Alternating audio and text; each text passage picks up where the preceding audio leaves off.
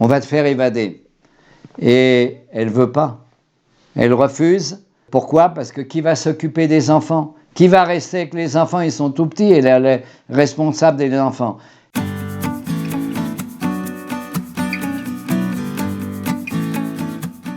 La France est envahie, la zone nord est allemande, la zone sud est dite libre, entre guillemets.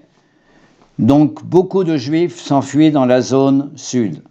En juin 40, la défaite française est claire et les gens commencent à fuir vers la zone sud. Mais quand les grandes déportations commencent, c'est fini, il faut se cacher, il faut faire des faux papiers, il faut cacher les enfants. Et là, c'est une panique terrible. C'est vraiment la course contre la montre, comment on peut sauver le plus de gens possible. Donc il va y avoir des réseaux. Les réseaux qui vont être organisés particulièrement par Georges Loinger. Georges Loinger, notre prof de sport à l'OSE, l'œuvre de secours aux enfants, va organiser des groupes de passeuses. C'est quoi des passeuses? Des jeunes filles, très jeunes, des mouvements de jeunesse qui ressemblent un peu une partie, ils ont l'air un peu ariennes, je m'excuse de dire ce mot-là. Ils mettent une croix et ils vont accompagner des enfants pour les faire passer une petite partie en Espagne, qui est un pays neutre, et la plus grande partie en Suisse. Et ce sont des histoires incroyables. Elle, je l'ai bien connue, Colibri, est membre des éclaireurs et éclaireuses israélites de France. Son vrai nom, c'est Denise Karasso-Sienkiewicz. Elle va faire passer des centaines et des centaines d'enfants en Suisse. C'est incroyable.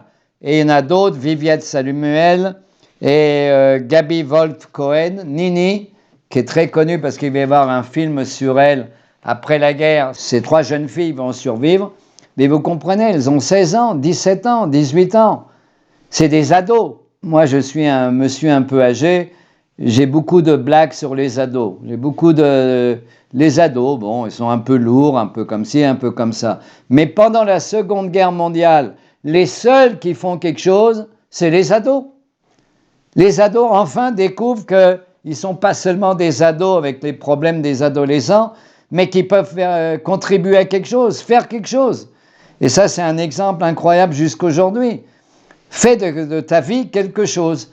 Et leur décision, c'était de sauver le plus possible d'enfants en les faisant passer en Suisse. Mais il y en a une qui s'est fait prendre.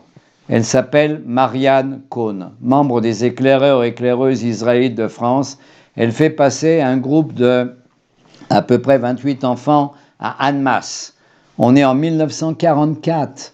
Elle est arrêtée par la milice française.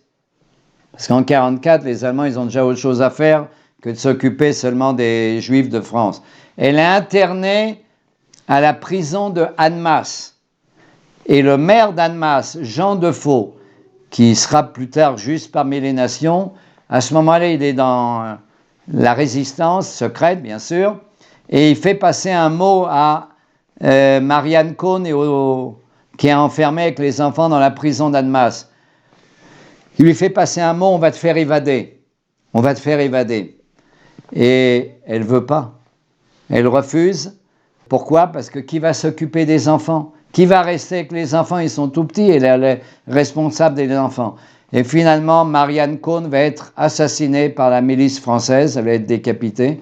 Et dans un habit d'un des enfants, ils n'ont pas touché aux enfants. On est en 1944, ils n'ont pas touché aux enfants.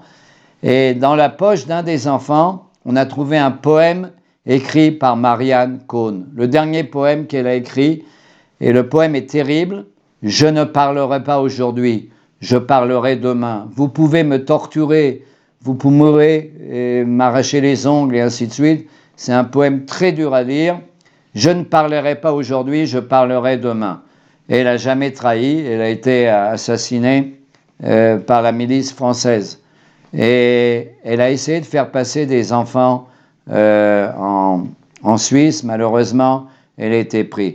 Il y a un juge parmi les nations, Westerveld, un Hollandais, Westerveld, Joep Westerveld. Il est hollandais, et il va faire sortir des Juifs de Hollande, les faire passer en France, et il va les accompagner jusque dans les Pyrénées pour les faire passer en Espagne, qui était l'Espagne de Franco, a accueilli, entre guillemets, les Juifs. On pouvait être tranquille du côté de l'Espagne de Franco, qui était quand même l'allié d'Hitler, mais qui a permis à des réfugiés de se réfugier. Bon, c'était pas non plus noir et blanc, c'était pas non plus simple, mais on pouvait le faire. Et il y a des réseaux de passage vers l'Espagne, il y a des réseaux de passage vers la Suisse. Et bien sûr, il est beaucoup plus facile de faire partir des enfants. Pourquoi? Et là, je m'excuse de ce que je vais vous dire sur la Suisse. Je vais dire quelques mots pas très sympathiques pour la Suisse. La Suisse a fermé ses portes. La Suisse, après la conférence d'Évian, vous savez que la conférence d'Évian, en 1938, quand les Allemands voulaient se débarrasser des Juifs, le premier but des Allemands, c'est pas de tuer les Juifs, c'est de dire « partez d'Allemagne ». Alors où aller? Donc il y a une grande conférence à Évian, en France. Il y a une trentaine de pays. Qui veut des Juifs? Réponse, 0. Personne ne veut des Juifs. Les Américains ont donné un quota très petit. La Palestine, la terre d'Israël est interdite par les Britanniques. La Palestine britannique, la terre d'Israël, notre terre, est interdite par les Britanniques.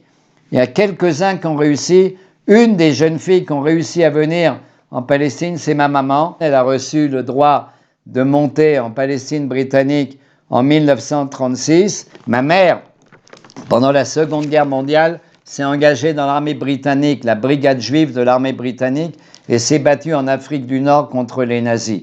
Mais très peu, elle a eu la chance d'avoir un visa. La majorité des autres gens de ma famille n'ont pas eu le visa britannique. Elle l'a reçu parce qu'elle était plus jeune, elle pouvait travailler. Mais tout est limité. Le monde est fermé, fermé, fermé. Et la Suisse, fermée. La Suisse est fermée, et même il y a l'expression en Suisse qui veut dire « le bateau est plein ». Le bateau est plein. On veut pas de réfugiés, on veut pas de réfugiés juifs. Donc quand des réfugiés juifs arrivent à la frontière, ils sont refoulés, notamment. Alors pourquoi les enfants? Des fois, ils gardent les enfants, les Suisses. Ils renvoient les parents, mais ils gardent les enfants de moins de 6 ans ou quelque chose comme ça. Ou bien, il faut rentrer illégalement en Suisse. Il y a plusieurs réseaux français. Le réseau Garel, le réseau Basse. Il y a beaucoup de gens qui vont organiser des réseaux pour cacher les enfants et les faire passer en Suisse. Maintenant, je vous ai dit qu'il faut trouver quand même des non-juifs pour les cacher. Alors j'ai parlé du Chambon-sur-Lignon avec le pasteur protestant André et sa femme Magda Trocmé. Ils allaient voir les paysans et disent « Je vais te donner un Ancien Testament, tu vas le garder et tu vas faire en sorte qu'il reste bien juif. » Et c'est quoi un Ancien Testament? C'est un juif. Il y a même une sœur qui appartient aux Quakers. Les Quakers vont beaucoup aider les Juifs, qui va rentrer dans les camps d'internement où étaient les Juifs. Parce qu'au début, il n'y a pas de déportation. Et qu'est-ce qu'on fait avec les Juifs? Alors, un des premiers buts en Allemagne et en France et en Hollande et en Belgique, c'est de concentrer les Juifs dans des camps. On les met dans des camps. En France, il y a plus de 40 camps. Alors nous, on connaît bien Pithiviers, Beaune-la-Rolande, dans le sud de la France, Rivesaltes, l'Émile. Mais il y avait une possibilité de sortir des enfants. Et il y a un petit enfant qui s'appelle Ehud Lev. Il ne s'appelait pas Ehud Lev, il s'appelait Hubert Rodenheimer. Alors d'abord, on a convaincu ses parents de le confier à des gens, des Quakers qui ont fait sortir les enfants des camps de Gurs et de Rivesaltes dans le sud de la France, et on a confié ça à des Justes parmi les nations. Alors les Justes parmi les nations, il faut les trouver. Et ce petit garçon a été adopté par une famille qui s'appelle Roger. Une vieille dame qui s'appelle Louise Roger, écoutez bien, qui savait ni lire ni écrire. Une brave paysanne dans le centre de la France qui a dit « Je suis prêt ». Elle a sauvé 2 petits garçons juifs, dont notre Hubert et Ehud. Alors Hubert, il a 3-4 ans. Il est adopté par cette dame. Il n'y avait pas d'eau chez elle, il n'y avait pas un robinet, il y avait un puits. Il n'y avait pas d'électricité, il y avait un générateur. Une femme très pauvre. Elle n'avait rien. Et moi, je me rappelle, j'ai rencontré la famille de Louise Roger. Et le petit-fils a dit, ma grand-mère n'avait absolument rien, elle avait une seule chose, un cœur. Un cœur. Il faut avoir beaucoup de courage et beaucoup de cœur pour sauver un enfant juif. Elle a sauvé Ehud Lev. Alors, il s'appelait Herbert Hodenheimer, un réfugié juif d'Allemagne.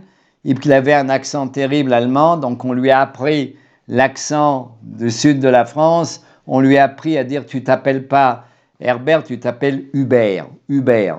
C'était plus simple pour lui.